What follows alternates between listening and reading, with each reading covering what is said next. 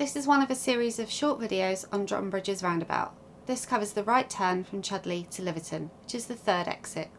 As we come onto the slip road, we're going to go into the middle lane. The sign on the left tells us that Bovey Tracey is the fourth exit. The second sign tells us Liverton is the third.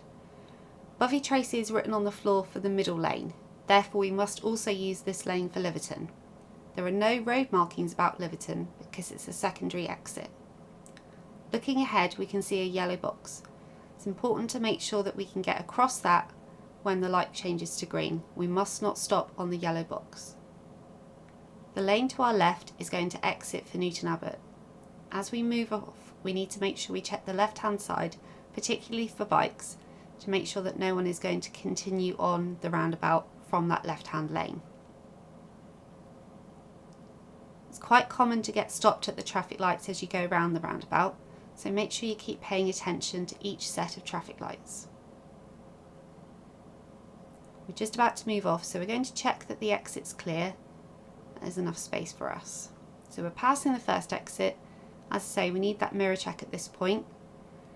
We're going to continue on the roundabout in the left-hand lane, so passing the second exit. As we come across here, we can see Liv N, short for Liverton, written on the floor. Liverton is the next exit, so checking on the left side in particular here as we exit the roundabout. I hope you found this useful. Thanks for watching. Why not check out some of my other videos?